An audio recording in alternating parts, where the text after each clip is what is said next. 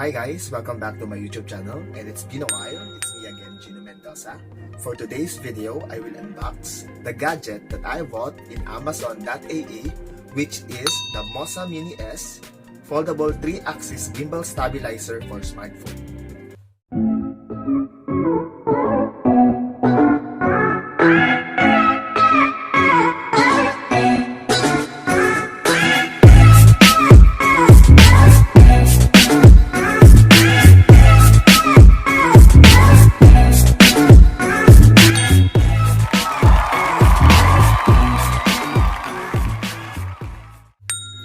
Without further ado, I will open the new item that I bought in Amazon.ae, which is the MOZA Mini-S foldable 3-axis gimbal stabilizer for smartphone.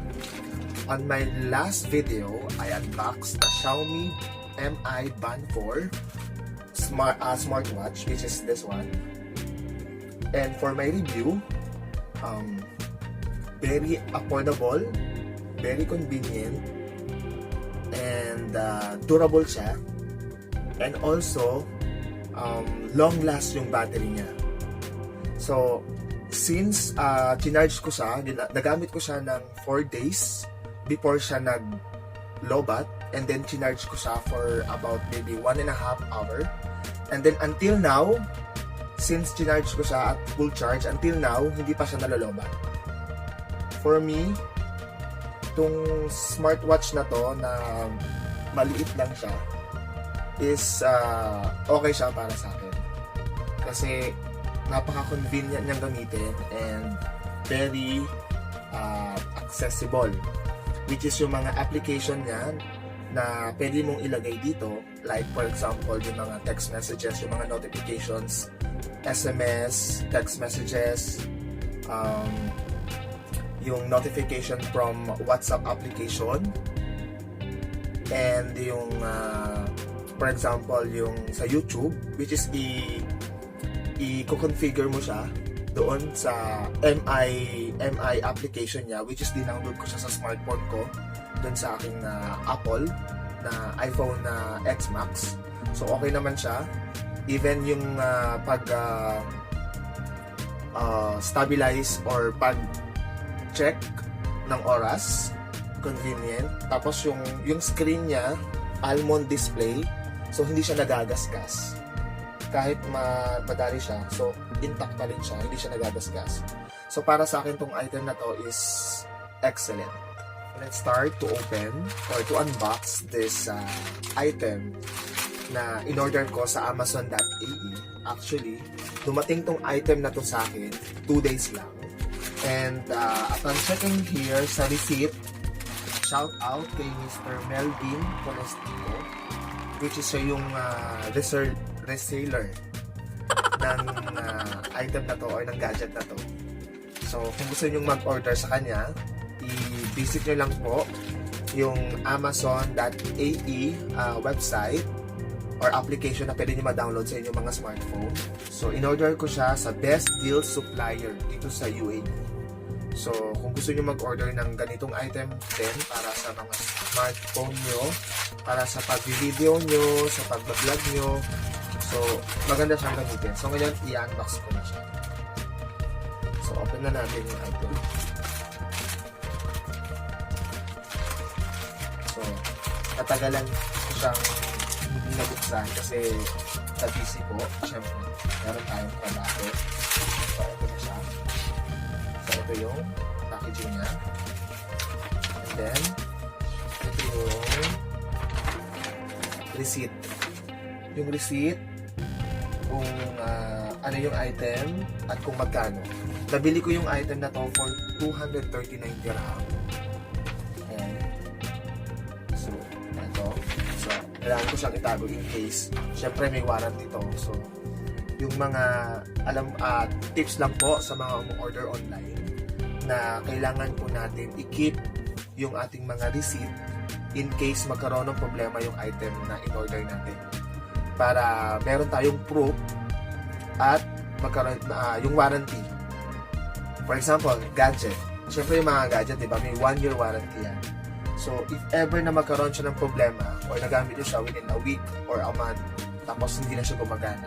So, importante na meron tayong receipt para in case na pwede natin siyang i-return, meron tayong warranty. So, isa po yan sa mga tips. So, ito yung box niya. So, I think napaka-fragile niya kasi yung pagpa-packaging niya ganito. So, buksan na natin. Ayan. Ito siya.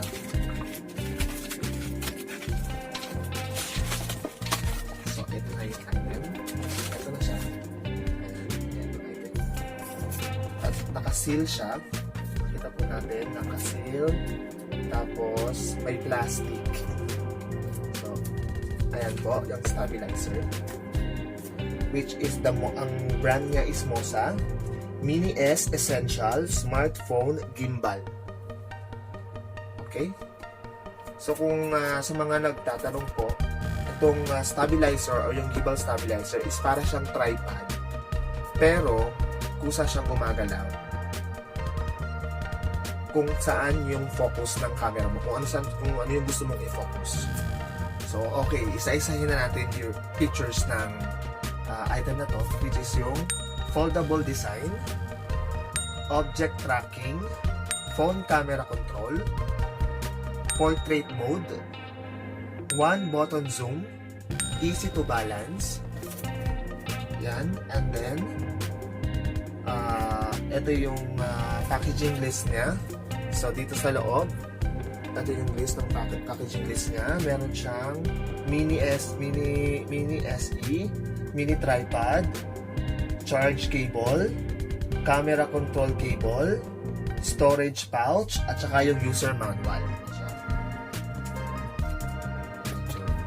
Mahirap lang yung pagkakawas sa plastic. So, masyado siyang iningatan. So, actually, maliit lang siya. 7.7 inches lang. Yung laki itong stabilizer na to. And maganda siyang gamitin for vlogging outdoor.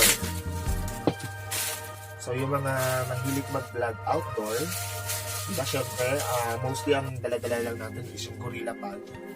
Pero ito, since hawak mo na siya, is yung kusa siyang gumagalaw from left to right.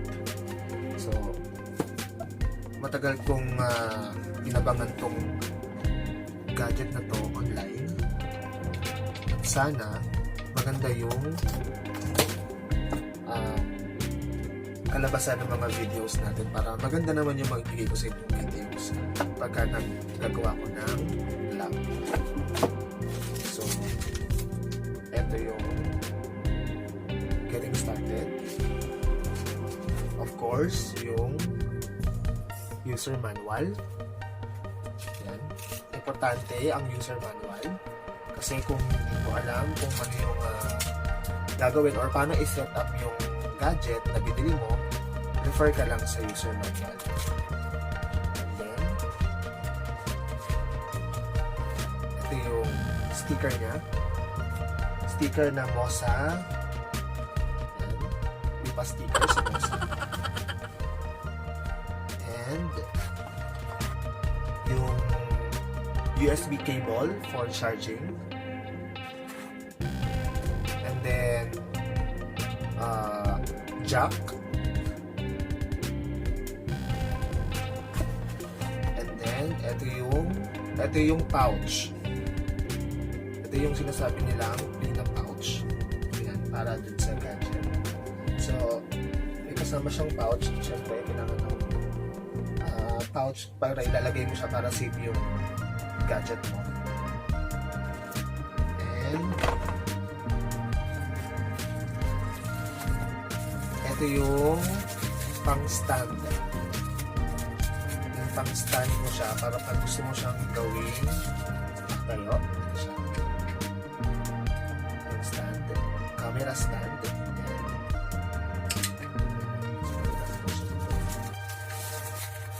Next is ito na yung stabilizer.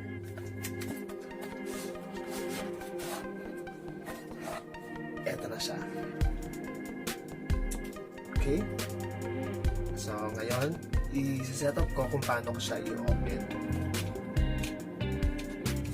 So, ngayon, before ko gamitin, kasi nung una, hindi ko alam kung paano siya i-open. So, naputol yung pag-video natin. So, ang ginawa ko is nanood ako ng mga tutorial sa YouTube kung paano siya i-operate. So, based dun sa napanood ko, yung procedure ng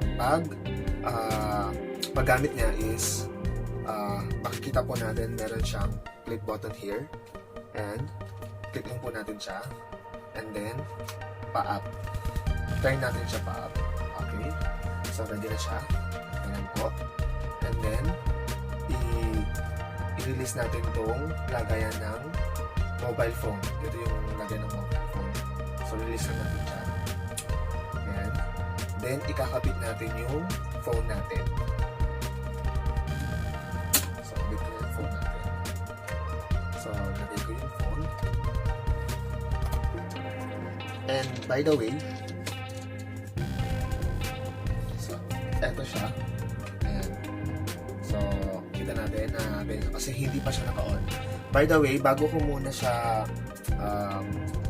pinag-aralan is dinownload ko muna yung application na required dito sa gadget na to, which is yung MOZA Genie.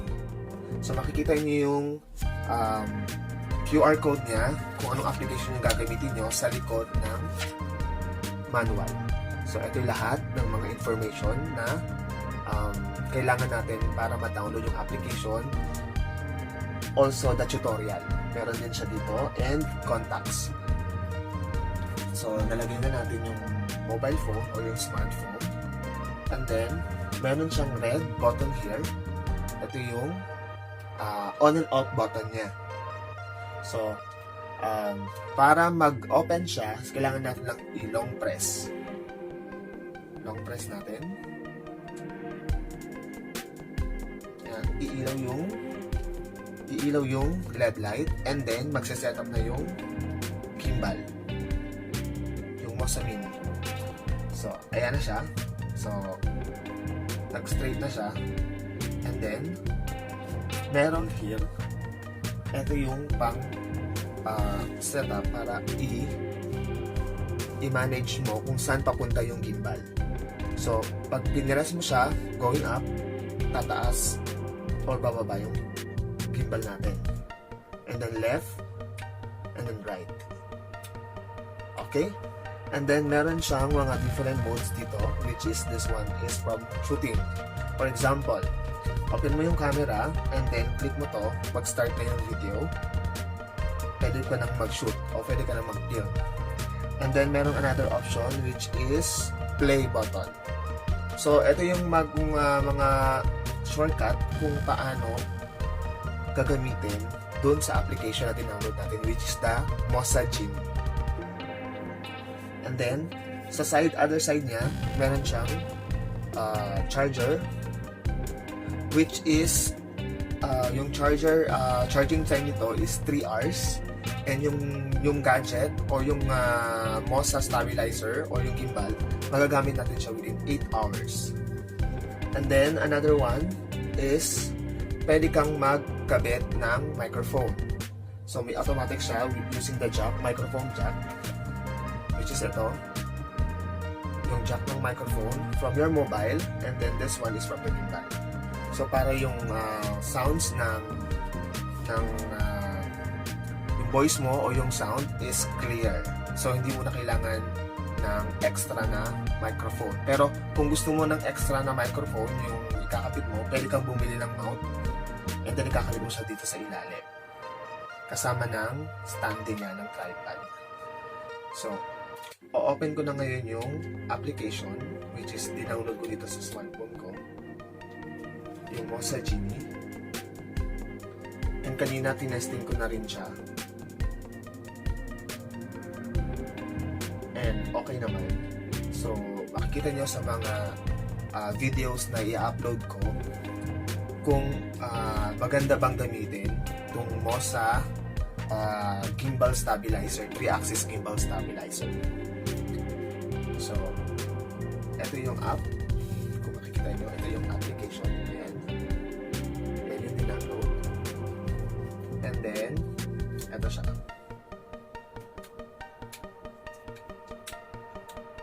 So, maglalagay ako ng mga sample clips kung paano ko siya i-operate. So, ngayon, mag-undergo ako ng trial kung paano ko nag-film. Ito-trial ko siya. Start ko yung button, which is yung button sa gitna, para mag-film siya, mag-start. And then, yan. And then, pwede mo na siyang i-control from left to right, up, and down. Yung gimbal natin. So, mag-upload ako ng mga videos, kung mga short videos na ginagamit ko tong gimbal na to, and then tingnan natin kung gaano siya kagandang gamitin.